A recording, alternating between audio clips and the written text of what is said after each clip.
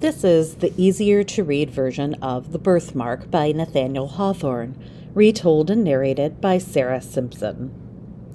About 70 years ago, there was a scientist. He was an expert in every type of science, and his work was the most important thing in his life. It was an exciting time to be a scientist. Electricity and other discoveries were new. It seemed like all the mysteries of nature would finally be understood. Human beings would finally have knowledge that, until now, only God understood.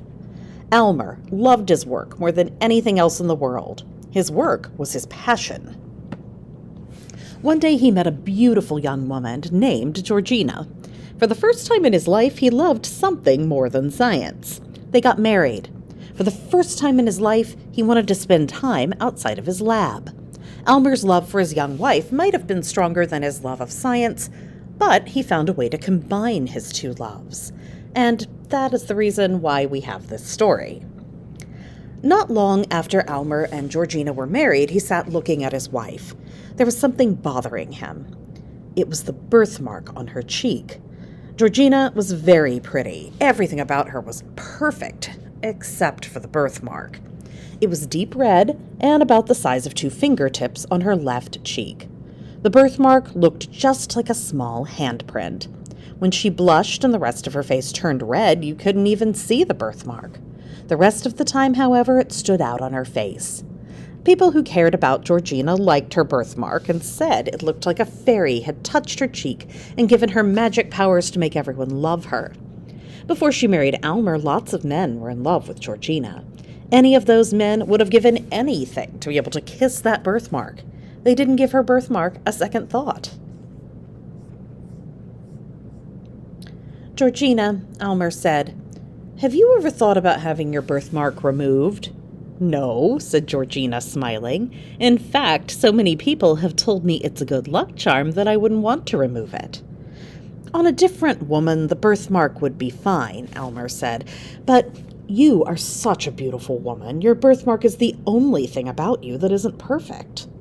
"Not perfect?" cried Georgina. He hurt her feelings badly. Her face turned red with anger, then she started to cry. "Why did you marry me then if you hate the way I look so much? How can you love me if you hate the way I look?" Elmer and Georgina were newlyweds, and it should have been the happiest time of their lives. But it wasn't. Every day Elmer stared at her birthmark. It was all he could think about. Maybe if she hadn't been so pretty, it wouldn't have bothered him so much. He started to think of her birthmark as bad, and that thought was stronger than his love for her. Whatever they were doing, whatever they were talking about, the topic always came back to Georgina's birthmark. Georgina was never the one to bring it up. It was always Elmer. Day and night he stared at her birthmark with disgust in his eyes. Georgina started to feel ashamed every time he looked at her. When Elmer looked at her, all the color would drain out of her face, making the birthmark stand out even more. One evening, Georgina was the one to start a talk about her birthmark. The night before, Elmer had had a bad dream. He was talking in his sleep about her birthmark. "Elmer, do you remember having a dream about my birthmark last night?" Georgina said. "No," Elmer said quickly. He tried to sound calm. "Well, I may have had a dream about it. Right before I went to sleep, I was thinking about it." "You did have a dream," Georgina said. She was talking quickly so she could finish what she wanted to say before she started to cry. "You were talking in your sleep. You said the birthmark is in her heart now. We have to get it out." Elmer remembered the dream now. In the dream, he was a surgeon trying to cut the birthmark off her cheek, but the deeper he cut, the deeper the hand-shaped mark went into her skin. Finally, the tiny hand sunk into her body and wrapped around her heart. He had to get it off her heart, even if cutting it off killed her. Elmer felt guilty. His dream told him the truth about how far he was willing to go to get rid of Georgina's birthmark. He was willing to risk killing her if it meant the birthmark would be gone. "Elmer," Georgina continued, "I don't know what I would need to do to get rid of the birthmark, but I will do it. Cutting it off may cause a terrible scar. It might even kill me. I don't care. This tiny hand has a grip on our lives and is ruining everything. Do you know a way we can get rid of it?" "Dearest Georgina, I have thought a lot about what to do, and I have an idea for getting rid of it that I am sure will work," Elmer said. "If there is any chance at all, I want to do it," Georgina said. "As long as I have this birthmark on my face, you will look at me with disgust in your eyes. Life isn't worth living if you look at me that way. I'd rather be dead than see you look at me that way. You are a great scientist. You have made amazing discoveries. Surely you are smart enough to find a way to get rid of this small mark. You would finally be at peace, and you would save me from losing my mind." "My dear, sweet wife," Elmer cried, "don't worry. I know exactly what to do. Nature made you so close to perfect. With help from science, you really can be perfect. Trying to figure out what to do has made me discover many new ideas. I am sure I can make the cheek with the mark just as perfect as the other one. I know I can fix what nature couldn't." "It's settled then," Georgina said with a sad smile. "Do whatever you have to do to get rid of it so you'll love me again." Elmer kissed her on her right cheek, the one without the birthmark. The next day, Elmer told his wife his plan. He would need a place to work where he could concentrate, and Georgina would need a place where she would be able to rest. The two of them would move into his rooms next to his lab. His lab was his favorite place in the world. As a young man, he had spent almost all of his time there, trying to discover the mysteries of the universe. He had studied the human body, the greatest masterpiece nature created. As he studied the human body, there was one important truth he didn't learn. No human being can create something as perfect as nature. A human being is more likely to harm nature than to help it when he interferes. On some level, Elmer knew this, but he ignored that knowledge because he wanted so badly to see if he could erase Georgina's birthmark. When Elmer took Georgina to the lab, she was afraid. He tried to smile and look into her eyes to let her know she shouldn't be afraid. But the birthmark looked so ugly that he shuddered in disgust. Georgina fainted. "Aminadab, come here," shouted Elmer, calling for his assistant.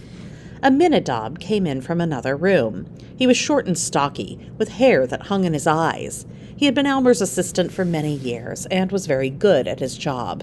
He might not understand every experiment, but he had good hands and followed every direction Elmer gave him. He was in every way the opposite of Elmer, who was tall, thin, pale, and intellectual. Aminadab opened the bedroom door and burned some incense so the smell will help wake her up, Elmer said.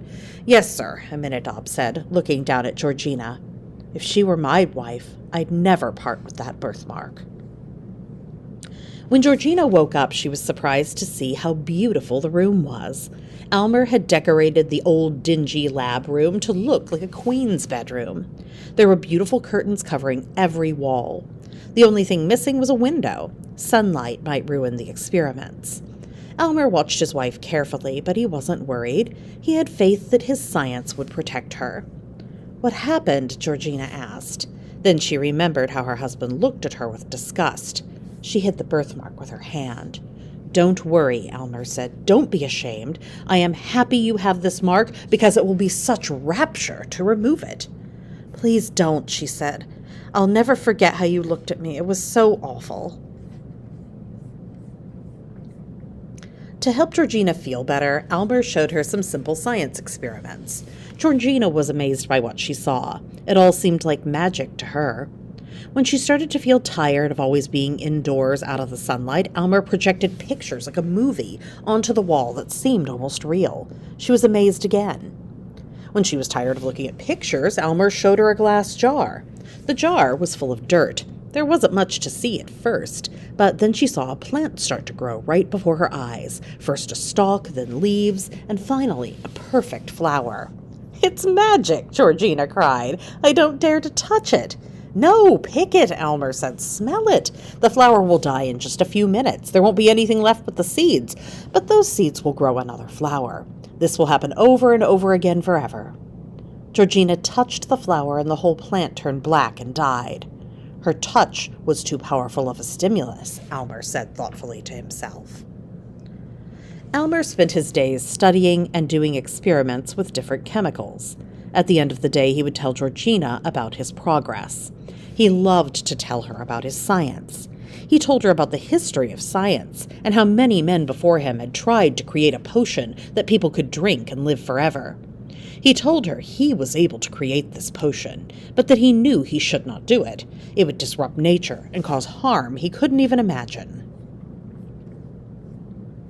"Are you joking?" Georgina said to him with fear in her eyes. "It is terrible to possess such power, or even dream of possessing it."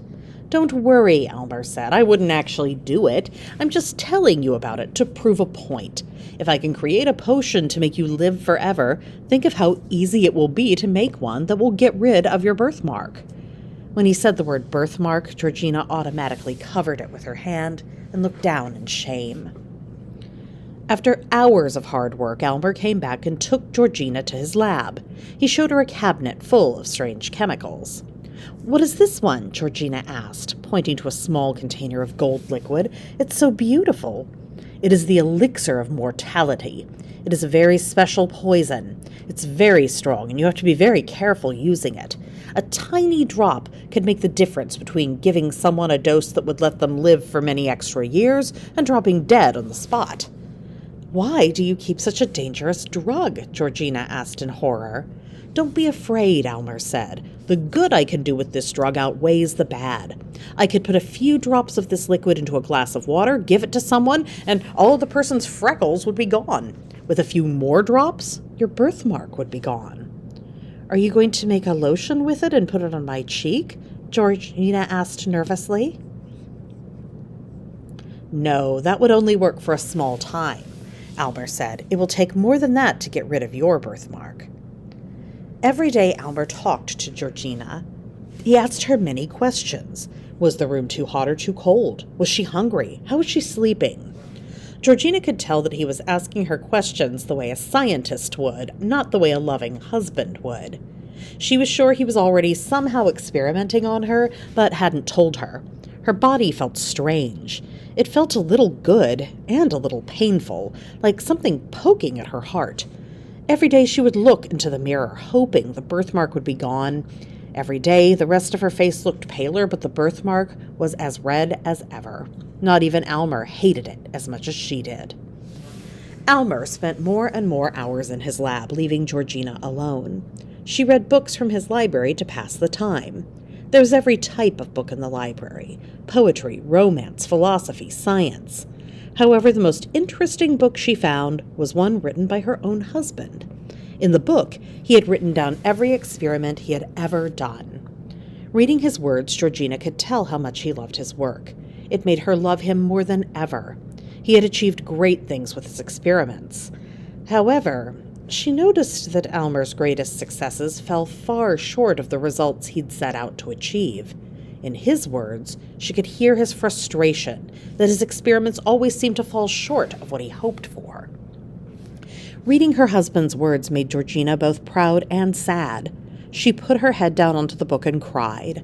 Almer came in and saw her this way. "It's a bad idea to read a scientist's notes," he said. Almer was smiling, but Georgina could tell he was upset. "There are ideas in that book that upset me. You shouldn't read it, or you'll be upset too." "Reading makes me love you more than ever," she said. "Just wait. My work with you will be my greatest success," Almer said. "But forget about that for now. I came to see you so I could hear you sing to me. Will you sing to me?" Georgina sang to him, and her voice made him feel better. When she finished singing, he quickly went back to his lab. Georgina almost called for him to come back, but she didn't. She had forgotten to tell him something important. For the past 2 hours, she'd been feeling a strange sensation in her birthmark. It didn't really hurt, but it made her whole body feel restless. For the first time, she decided to follow him all the way into his lab. A big furnace, hot and red, was the first thing she noticed. There were tubes and glasses and other strange scientific equipment everywhere. The room felt crowded, but the air smelled bad. As much as Georgina disliked the room, it was the sight of her husband that surprised her the most. Almer was pale as death. He was so focused on the experiment that he didn't even notice her. He was nothing like the loving, happy man she had married. This person was a stranger to her. "Be careful, Aminadab," Elmer snapped at his assistant. "If you put in too much or too little, it will all be ruined." Aminadab saw Georgina first. "Sir," Aminadab began. Elmer saw Georgina. He ran up to her and grabbed her by the arm so hard it left a mark. "Why did you come in here?" he shouted. "Don't you trust me? Why would you bring that disgusting birthmark in here to ruin my work? Get out!" "No, Elmer," Georgina said firmly, sounding confident for the first time in months. "You have no right to tell me to leave. You have been lying to me. You have hidden your worry about this experiment from me.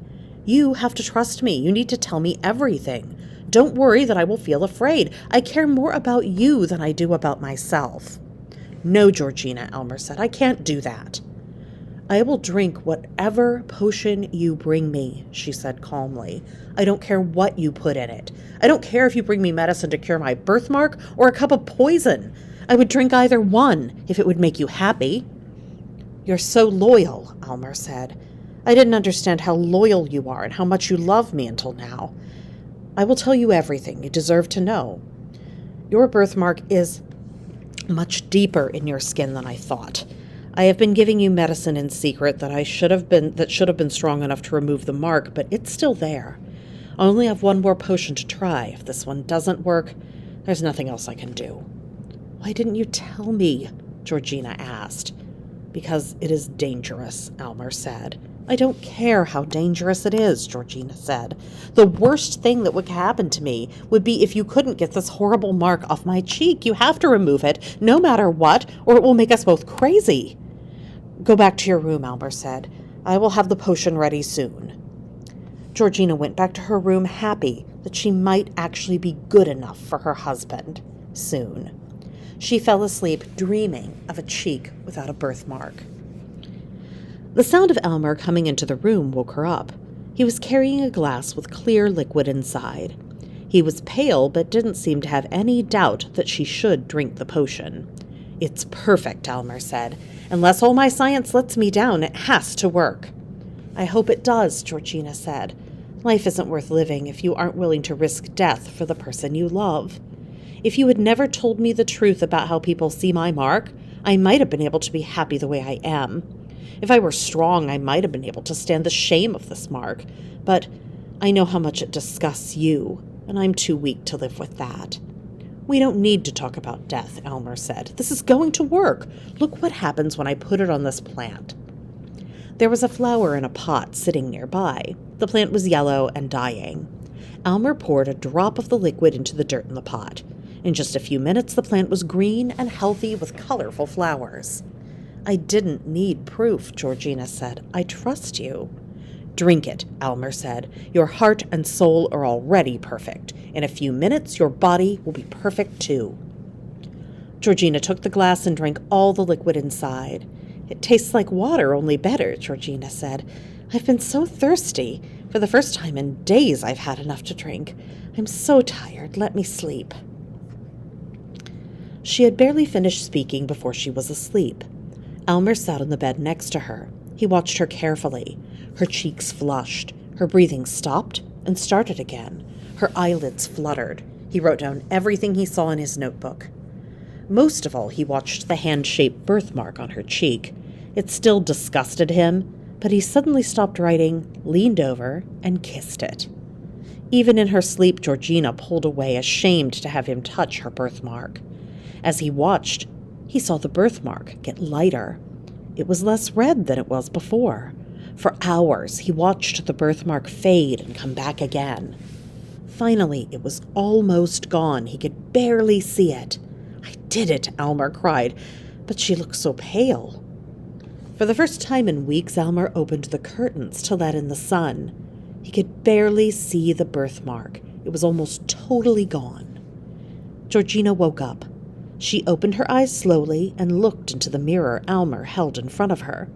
She smiled, then looked at her husband with sad eyes. "My poor Elmer," she said. Poor? No, I'm the happiest man alive, Elmer said. You are perfect now.